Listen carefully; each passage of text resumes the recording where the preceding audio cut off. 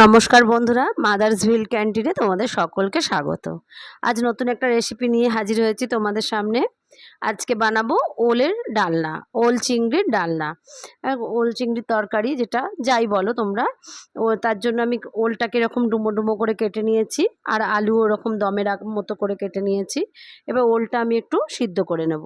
এটা কড়াতেও সিদ্ধ করা যায়, তবে আমি প্রেসারে একটা সিটি দিয়ে তুলে নেব। যদিও একটু লবণ দিয়ে আর সামান্য জল দিয়ে আমি ওলটা সিদ্ধ বসালাম। এদিকে আমি নিচ্ছি পেঁয়াজ, আদা, রসুন আর একটু টমেটো নিচ্ছি। এগুলো পরিমাণ মতো তোমরা নেবে, ওলের মাপ অনুযায়ী বা তরকারিটা যতটা হবে। তা পেঁয়াজগুলো আমি কেটে নেব। আমি বেটে নিচ্ছি না পেঁয়াজ, আর আদা রসুন যেরকম বাটনা করে সেরকমভাবে বেটে নেব। পেঁয়াজটা ঝিরিঝিরি করে কেটে নেব, নিয়ে এইভাবেই আমি তরকারিটা রান্না করব। আর চিংড়ি মাছ দিয়ে তো করলে এমনিই সুস্বাদু হয়, তবু তোমরা এইভাবে বানিয়ে খেয়ে দেখো, আশা করি তোমাদের খুব ভালো লাগবে। ভিডিওটা তোমরা দেখতে থাকো, স্কিপ না করে দেখো। আর কিভাবে, সাধারণ রান্না যদিও, তবুও তোমরা এইভাবে বানিয়ে দেখো, আশা করি ভালো লাগবে। আমি রসুনগুলো এরকম বড় রসুনের কোয়া চিড়ে দুভাগ করে নিচ্ছি, যাতে খুব তাড়াতাড়ি কাটা যায়।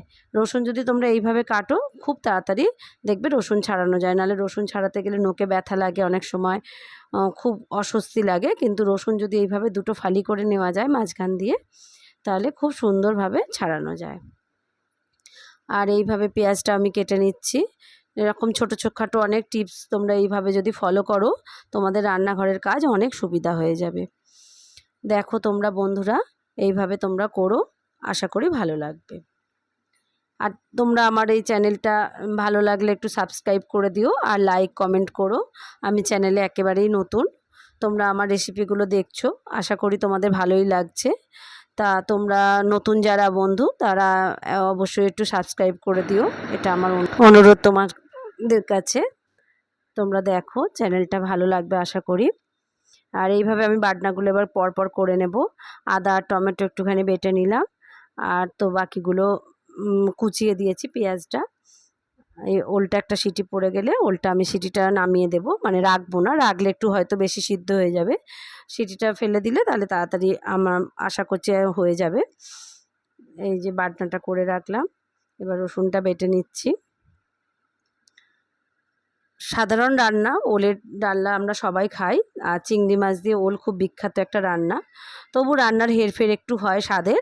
তোমরা এইভাবে করে দেখো, আশা করি তোমাদের ভালোই লাগবে।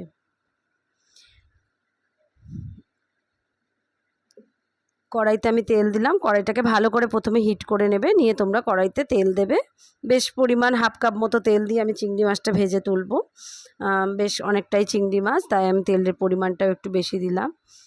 সাধারণত আমি খুব কম তেলেই রান্না করি। তোমরা এবার মাছ ভাজতে গেলে একটু তো পরিমাণ তেলের লাগবেই। এই তেলের মধ্যে আমি চেষ্টা করব রান্নাটা করার।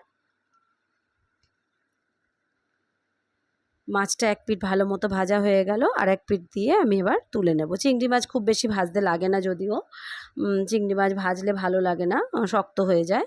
তাই তোমরা চেষ্টা করবে হালকা ভাজার।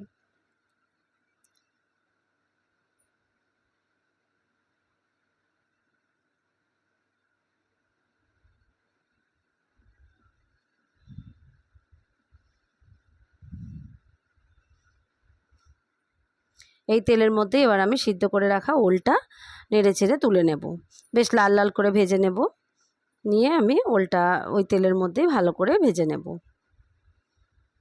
তোমরা বন্ধুরা এইভাবে করে দেখো। এখন সিজনের শুরু, নতুন ওল খুবই ভালো লাগবে খেতে। তোমরা একটু ভাপিয়ে নেবে, নরম করে নেবে। ওল আবার ঠান্ডা হলে শক্ত হয়ে যায়, দেখে মনে হবে খুব নরম হয়ে গেছে, কিন্তু আদতে তা না। তরকারি যে ঠান্ডা হবে, ঠান্ডা হলে ওল অনেকটাই শক্ত হয়ে যায়। ওল সিদ্ধ মাখা যে খাই আমরা ওল ভাতে, সেটাও দেখবে মাখার সময় একরকম নরম থাকে, কিন্তু রাখলে ঠান্ডা হলে শক্ত হয়ে যায়। আমি গোটা গরম মশলা দিলাম তেলের মধ্যে, তার মধ্যে দিলাম এলাচ, 2 পিস লবঙ্গ মতো দিলাম, আর দারচিনি দিলাম 2 টুকরো, একটু গোটা জিরে দিলাম, তেজপাতা আর শুকনো লঙ্কা দিলাম। এবার আলুগুলো আমি একটু সুন্দর করে লাল করে ভেজে তুলে নেব। ওল চিংড়িতে সাধারণত আমরা আলু দিই না, তা আলুর পরিমাণটা তাই খুবই কম দিয়েছি। এবার তোমরা যদি ভালোবাসো আলু, তাহলে আলুর পরিমাণ তোমরা বাড়িয়ে দিতে পারো। আর আমি ওল চিংড়ি ওল চিংড়ি হিসেবেই করি, আলুটা দেওয়া প্রয়োজন পড়ে না খুব একটা, তাও আলুর একটা স্বাদ আছে সেই হিসেবেই দিলাম। এবার আমি একটা শুকনো মশলা দিয়ে একটা পেস্ট মতো বানিয়ে নেব, জল দিয়ে দেবো, তার জন্য দিলাম হলুদ, দিলাম লঙ্কার গুঁড়ো, দিলাম পরিমাণ মতো ঝালটা, আর 1.5 চামচ মতো জিরের গুঁড়ো দিলাম, আর 1/2 চামচ মতো ধনের গুঁড়ো দিলাম। ধনের গুঁড়োটা খুব বেশি লাগে না, জিরের গুঁড়োটাই একটু বেশি লাগে। এবার আলুগুলো আমার এদিকে ভাজা মোটামুটি রেডি হয়ে গেছে। এবার আলু ভাজতে ভাজতে আমি আলুটা তুলে রাখবো না, আমি ওর মধ্যেই রসুন আর পেঁয়াজটা ভেজে নেব। পেঁয়াজটা আগেও ভাজা দিলে পারতাম তেলে, কিন্তু তাতে বেশি ভাজা হয়ে যায়, পোড়া হয়ে যায়, ওই জন্য মাঝপথে আমি পেঁয়াজটা দিলাম। এইভাবে সুন্দর করে আলু আর পেঁয়াজ তোমরা ভাজতে থাকবে বন্ধুরা। আলু অনেকটাই নরম হয়ে যাবে দেখবে, তারপর দেবে লবণ দিয়ে দিলাম,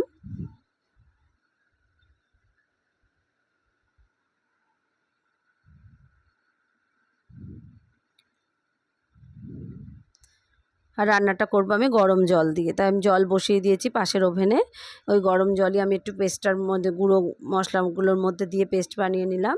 এবার মশলা কষানোটাই শুধু কাজ, আর সেরকম কোনো কাজ নেই। এবার মশলা যত সুন্দর করে তোমরা কষাবে তরকারির স্বাদ ততটাই সুন্দর হবে।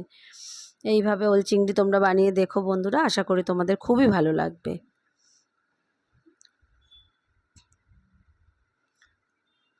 এবার মশলাটা ধুয়ে আমি জলটা ওর মধ্যে দিয়ে দিলাম, দিয়ে এবার চাপা দিয়ে দেব। এখন কষার কোনো মানে প্রয়োজন পড়বে না। আর টমেটো আর আদার পেস্টটাও আমি এখন দিলাম না, তোমরা দেখলে টমেটো দিলে আলুটা আর সিদ্ধ হবে না, যেটুকু সিদ্ধ হতে বাকি আছে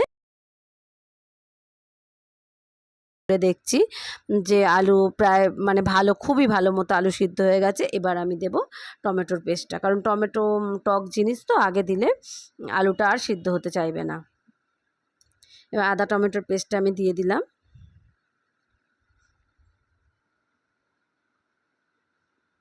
এবার ভেজে রাখা ওলগুলো আমি এর মধ্যে দিয়ে দেব।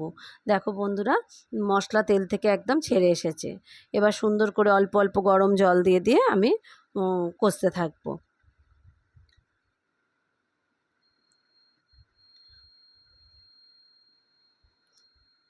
এবার সুন্দর করে কষানোটাই হবে মূল কাজ। এবার দিয়ে দেবো চিংড়িগুলো, চিংড়িটা দিয়ে আবার একটু নেড়ে চেড়ে এবার আমি জলটা দিয়ে দেব। আর বেশি কষার দরকার নেই, একদম কড়া থেকে আপনা থেকেই ছেড়ে আসছে, তাহলে বুঝতে হবে যে একদম মানে দারুণ কষানো হয়েছে। এবার আমি গরম জলটা ওর মধ্যে দিয়ে দেব। খুব ফোটানো জলের দরকার নেই, হালকা গরম হলেই হবে।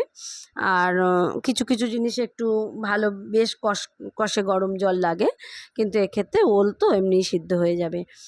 তোমার এবার তোমরা লবণটা চেক করে নিয়ে দেবে। আর বন্ধুরা, কাঁচা লঙ্কা কয়েকটা চিড়ে দিয়ে দেবে, ফ্লেভারটা খুব সুন্দর আসবে। আমি এমনি গুঁড়ো লঙ্কা তো স্বাদ মতো দিয়েছি, এবার তাতে এবার ঝালের হেরফের একটু হবেই, তখন তোমরা একটু কাঁচা লঙ্কা পরিমাণ মতো বুঝে, তো কাঁচা লঙ্কা দেবার মতো স্বাদ রেখেই, ঝালের স্বাদটা কমিয়েই তোমরা গুঁড়ো লঙ্কাটা দিও। কাঁচা লঙ্কার ফ্লেভারটা দারুণ আসে, এই চাপা দিয়ে দিলাম, এতে কাঁচা লঙ্কার ফ্লেভারটা খুব সুন্দর আসবে। রান্না প্রায় শেষের দিকে, ওল তো আমার সিদ্ধ হয়েই রয়েছে। এবার আমি দেব একটু 1 চামচ মতো গরম মশলা, 1 চামচ লাগবে না, ছোটো চামচের 1/2 চামচ মতো গরম মশলা দিলেই হবে। আর দেব সামান্য মিষ্টি, খুব অল্প মিষ্টি তোমরা দিও, মাছের তরকারিতে খুব বেশি মিষ্টি লাগে না। এইভাবে তৈরি হয়ে গেল আমার চিংড়ি ওলের ডালনা। একটু স্ট্যান্ডিং টাইম থাকলেই রেডি হয়ে যাবে। এবার তোমরা দেখো বন্ধুরা কেমন হয়েছে রেডিটা, খুবই সুন্দর হবে খেতে, আশা করি তোমাদের খুবই ভালো লাগবে। তোমরা খেয়ে দেখবে, বানিয়ে দেখো। দেখা হচ্ছে পরবর্তী ভিডিওয়। নমস্কার।